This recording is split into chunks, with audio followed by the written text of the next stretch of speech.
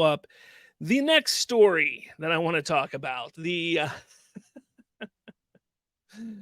Oh man, yeah, yeah.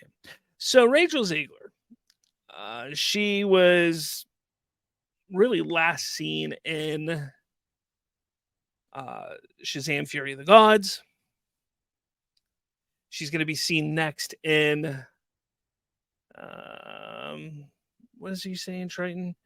Oh, yeah, actually, I did see it. I'm sorry, I missed that. Triton says, "Yo, recently I finished marathoning the Supergirl show. Here's my worst to best season ranking if you're interested. Interested. Six. Wait. Season 6, Season 5, Season 1, Season 2, Season 3, Season 4. I think I kind of tapped out at Season 3, maybe Season 4. I don't know if I made it that far. So I really couldn't tell you with that show. I think it was around Season 3 where the Arrowverse as a whole really just started to drop in quality, and I had to, yeah, I had to tap out for sure. Anyway, Rachel Ziegler, she'll next be seen in the Hunger Games prequel that's coming out, I think, just a few weeks. But she was chosen as Disney's next big princess, Snow White, because that makes sense, because she has the pasty white skin, the Snow White skin that she was named after. And not only that, but Gal Gadot plays the evil queen who is supposed to be jealous of Snow White's good looks. Yet Gal Gadot is 1,000 times better looking than Rachel Ziegler is. Not a single person will ever believe that Gal Gadot is jealous of Rachel Ziegler in that regard. But instead of just sitting back, and we already have seen and heard all of the ridiculousness from this Snow White movie, besides the fact that they picked a sandy brown skinned actress to play a character that's supposed to have Snow White skin.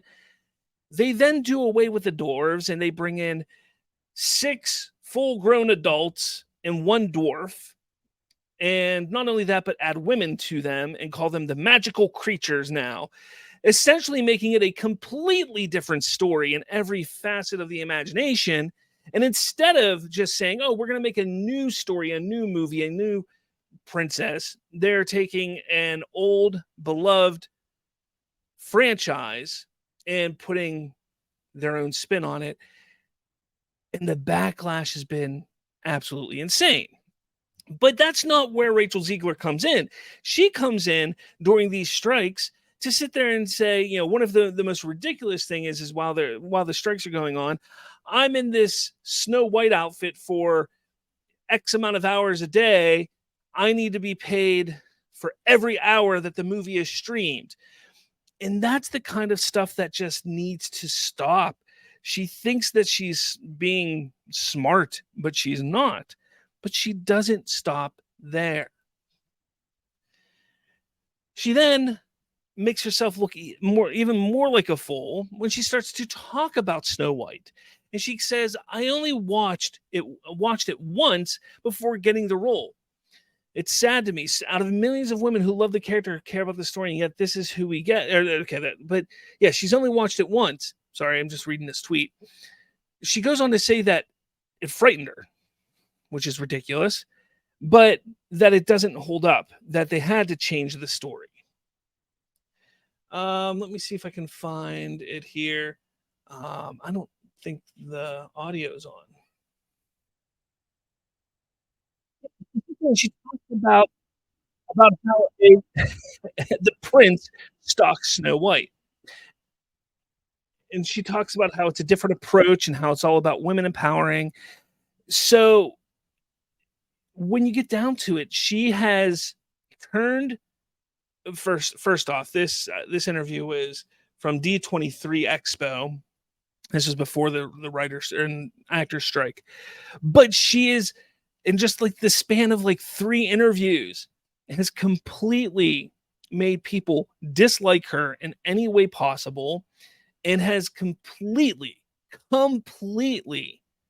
ruined any chance of this film having any success. Why? Why would she do that? Why is she that dumb? Why is Disney hiring these people? That's the question. Triton says, I heard she was a douche to some fans on social media while promoting Fury of the Gods too.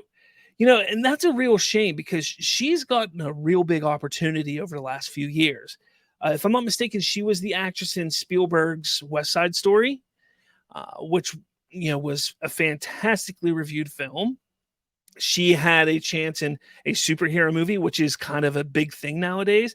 She gets chosen to be a princess in an upcoming Disney princess film, which you would think would be huge, but we take a look at everything surrounding it. It's terrible. And then she's in the next Hunger Games, a huge successful franchise. She's in the next movie there. Yet she is being a complete douche, a complete tool bag, a complete asshat, not only destroying her career, but she's going to hurt the next Hunger Games movie. She's pretty much destroyed Snow White because people just don't like her now. And Triton says she seems to have one of the most unjustified egos in Hollywood right now. And that's the thing. She's an okay actress. She's not phenomenal. She's still growing. And she's been given these opportunities. And well, she's acting like she's the top dog, the biggest shit, the greatest that there's ever been. And she needs to just shut her mouth. There we go. And that is a huge problem with everything going on in Hollywood right now. Besides the strikes, we are seeing more and more of these outspoken actors coming out and speaking about how, we need to make changes to beloved franchises, to beloved films, to beloved stories, because it doesn't fit the world of today. So why not make a new movie? Why not make a new? Because yes, I get it. These studios want to take existing IPs, and because people know the IP, they're going to latch onto it, and they're going to see it. That's going to be an extra $100 million in their pocket just because of the IP, if not more.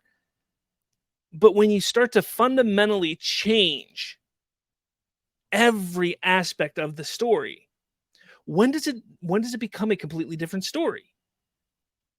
Just because your character is named Snow White, if she doesn't have the characteristics of Snow White, if the story isn't that of Snow White, then she's not Snow White. The story is not Snow White. And that is the problem that we're getting into in today's Hollywood.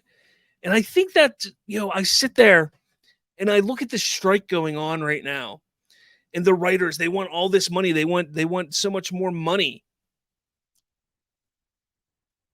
Why, when you can't do anything original that is worth a damn? I don't think they deserve a damn cent.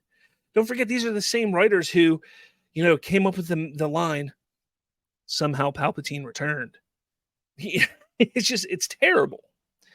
The original Snow White was the first ever fully animated movie ever. The legacy she's disrespecting is massive. 100% agree. It's incredible to see. Like I said, this is an instance that I don't think we've ever seen something. I don't think we've ever seen an actor destroy a movie as much as she has, like a year before it comes out. She has destroyed this film.